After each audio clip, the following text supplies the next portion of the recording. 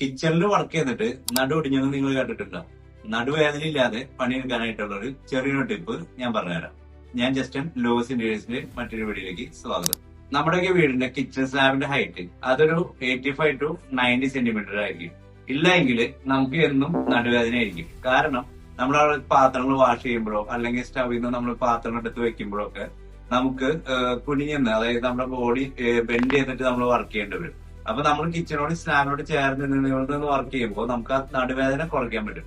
അപ്പൊ നമ്മൾ പ്രത്യേകിച്ച് ശ്രദ്ധിക്കേണ്ട ഒരു കാര്യം, കിച്ചൺ സ്ലാബിന്റെ ഹൈറ്റ് 85 to 90 മസ്റ്റ് ആയിട്ടും കൊടുത്തിരിക്കണം. അത് നമ്മുടെ അവിടെ വർക്ക് ചെയ്യുന്നവരുടെ ഹൈറ്റ് അനുസരിച്ച് ചെറിയ വേരിയേഷൻസ് വരും. നമ്മുടെ വീടിന്റെ കിച്ചണോട് ഇന്ത്യയുടെ കമ്പനിയാണ് ചെയ്യുന്നതെങ്കിൽ അത് അവര് നോക്കിയിട്ട് തന്നെയായിരിക്കും ആ ഹൈറ്റ് സെറ്റ് ചെയ്യുന്നത്. അല്ലാതെ നമ്മൾ വീടുകൾ പണിയുമ്പോൾ തന്നെ ചിലൊരു കിച്ചൺ സ്ലാബ് നമ്മൾ ചെയ്യാറുണ്ട്. ആ സ്ലാബ് ചെയ്യുമ്പോൾ നിങ്ങൾ ആലോചിക്കുക, അവരുടെ അടുത്ത് പറയുക നമ്മുടെ ഫ്ലോർ ഹൈറ്റിൽ നിന്ന് 90 സെന്റിമീറ്ററോ അല്ലെങ്കിൽ 85 സെന്റിമീറ്ററോ അതോ അല്ലെങ്കിൽ നമ്മുടെ ഹൈറ്റ് അനുസരിച്ച് കാൽക്കുലേറ്റ് ചെയ്ത് നോക്കിയിട്ട് ആ ഒരു ഹൈറ്റിലുള്ള സ്ലാബ് നമ്മളവിടെ മേക്ക് ചെയ്യണമെന്ന്.